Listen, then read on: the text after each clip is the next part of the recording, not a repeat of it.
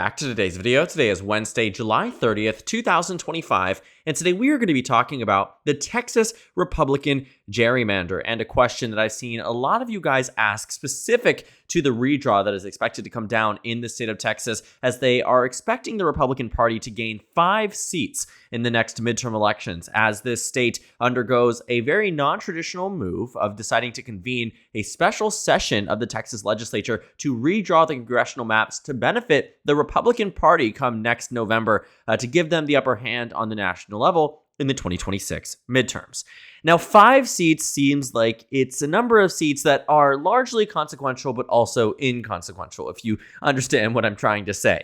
Looking at the 2024 House elections, 5 seats in favor of the Democratic Party could have actually had a Speaker Hakeem Jeffries rather than a Speaker Mike Johnson. 5 seats going the opposite way would have given Republicans a more governing majority and would have passed through some of the more expansive bills, especially the most recent big tax bill that Donald Trump has put through the House of Representatives right before the 4th of July in a much easier fashion. And so while 5 seats definitely can make or break our electoral process and our electoral system, and especially as how it works with the White House and the Senate, altogether, the 2026 midterms likely won't be defined by just these 5 seats in the state of Texas.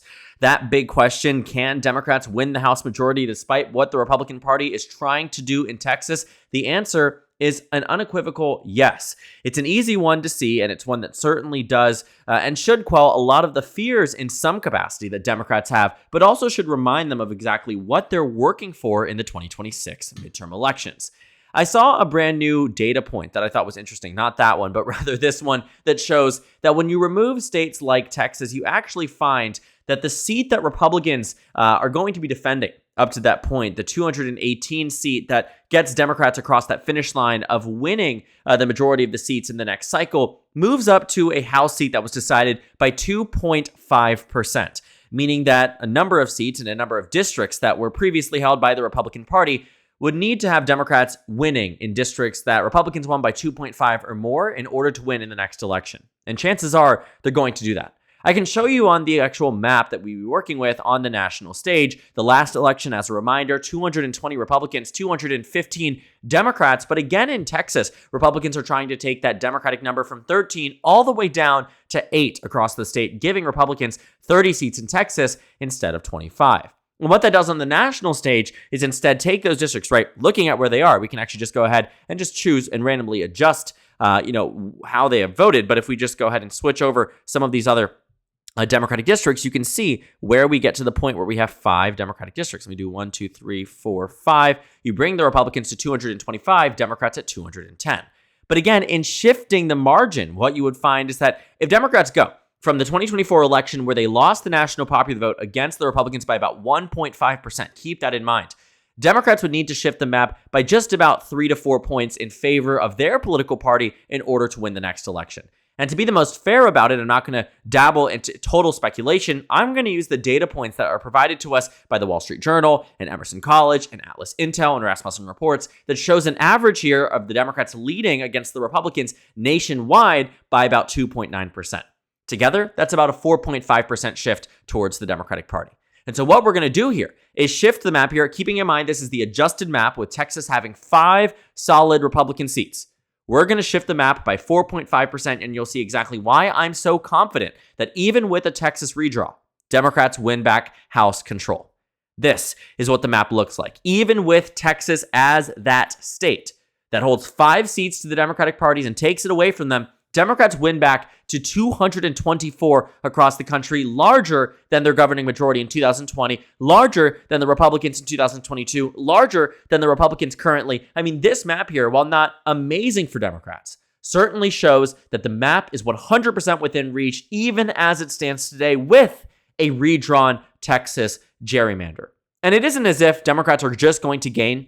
This is going them from 210 to 224, 14 seats. The number of seats typically gained by the opposition party you can find in this column here on the right in the time of a presidential midterm is quite significant. When you take a look at where they are and the averages are, you find 1994, negative 52, 1998, +5. What was happening there? Bill Clinton was somehow extremely popular amidst all the impeachment inquiries. 2002, 9/11 was the year before. The rally around the flag effect benefited George W. Bush. But since then, the midterms have gone back on track as to where they were. In 2006, Bush lost 30 seats. 2010, Obama lost 63 seats. 2014, Obama lost 13 seats. In 2018, Trump lost 40 seats, right? Biden lost 9 seats in 2022. You can see it here that the average actually brings us up further than where it is right now and further than what the minor shift we see on the national stage. So the generic congressional vote, Democrats plus 2.9, that would mean a 4.5% swing from the 2024 election. But allow me to explore a hypothetical at this point. I know I said I didn't want to do too much into them, but I do want to bring us back to where we were in 2018, when Democrats won the national popular vote by about 8.4% in the final results. Keep in mind that this is the map if Democrats win that popular vote by about 3 points. So what we can do here is shift it by about 5.4. Exactly what would bring us, or actually, if we're being fair about it, it would bring us to about, let me see here, if we had a 1.5% shift to 2.9, I guess we'd shift it by 5.3 to be fair. You would get the Democrats not at 224, but instead to 233, roughly on par with what they received in the 2018 midterm elections. And that's with a Texas gerrymander. Now, without it, it's obviously better for Democrats, but even with it, it absolutely puts the election 1,000% within reach. I mean, I think there's been a lot of conversation about where they are and taking a look at the 2026 elections and saying, Texas is redrawing, so therefore so many other things are out the window. No, that is not the case. Even with a Texas redraw, while Republicans are actively trying to suppress the amount of support that Democrats have, there still is a substantive portion, enough so that it results in Democrats winning the majority of the vote nationwide, winning the majority of the seats nationwide, and gives them enough House seats, not just a narrow majority, but the largest majority we've seen in the House of Representatives since Democrats took back the House in 2018. And this isn't even taking into account what happens if some other states redraw. I mean, we know what happens if Texas does, but take a look at the possibility, what if California does too? What if California Democrats do what Republicans are doing in Texas and take away 5 seats from the GOP? Well, then it essentially becomes a wash. What happens if J.B. Pritzker is being honest and earnest when he tells the media that he would gerrymander Illinois even more? What happens if Maryland passes the law in the state legislature that would redraw the map from 7-1 to 8-0 in the next cycle if other states follow through? What's to say the New York State delegation won't do the same exact thing? While Texas might have its redraw, the 2026 elections will largely still be defined by a Democratic wave, still be defined by Democrats winning back control of the House of Representatives, and God forbid for the Republican Party if Democrats end up redrawing more seats than the Republican Party does in the next cycle. Now, being truly honest, I don't think Democrats will. I think Democrats have been very big on fighting fire with fire, but the legal constraints surrounding their redraws in state after state are much more significant because of the approach the Democrats have taken to gerrymandering over the past 15 years. Democrats have unilaterally disarmed in almost every single state that they've taken control of by implementing an independent redistricting commission, barring a few objections.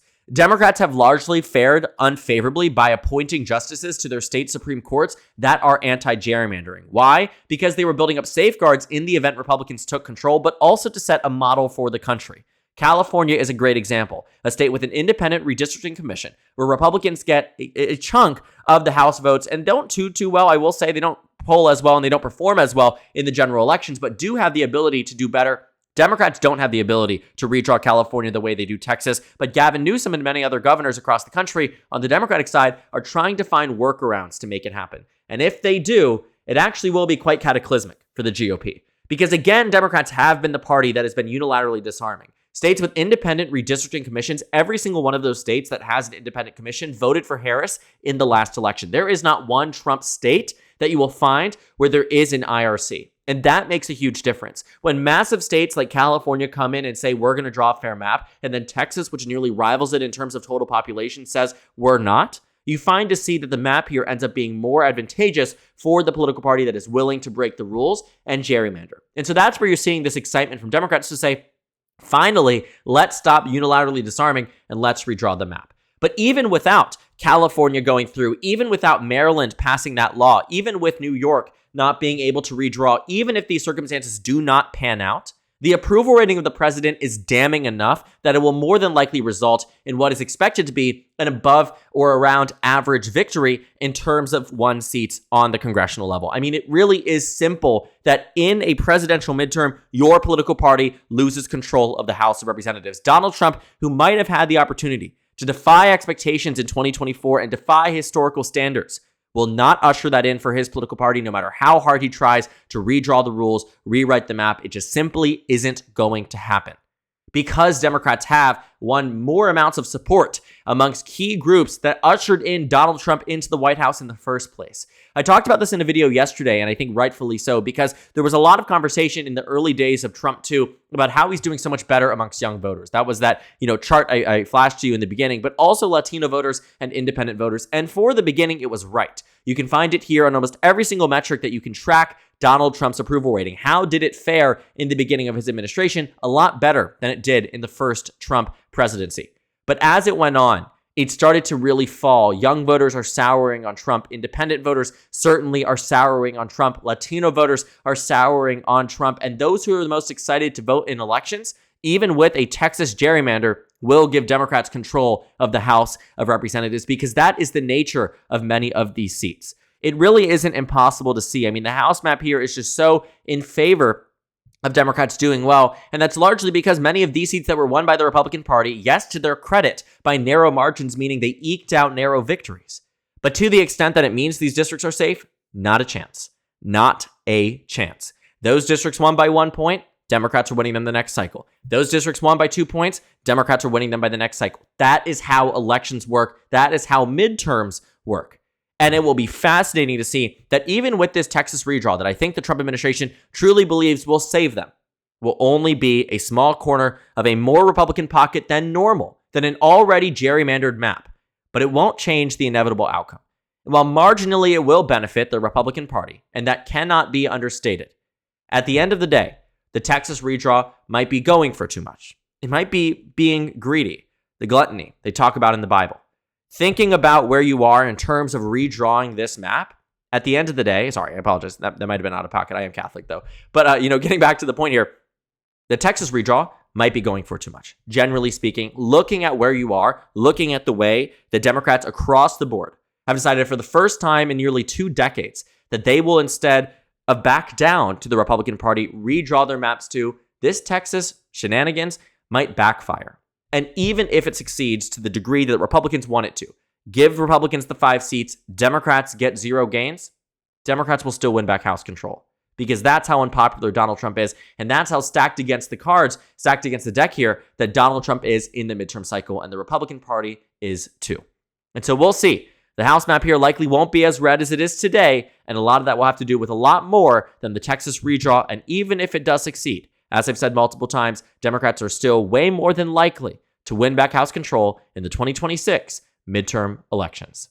So thank you guys so much for watching this video. Make sure to comment down suggestions below. Subscribe on the left if you haven't already, and check out the Instagram and Twitter. At the top left of the screen, there's also a Discord server for you to go ahead and join. On the screen, there's a video for you to watch, and then a playlist for my 2026 House election analysis videos. Again, thank you guys so much for watching, and I will see you all later today.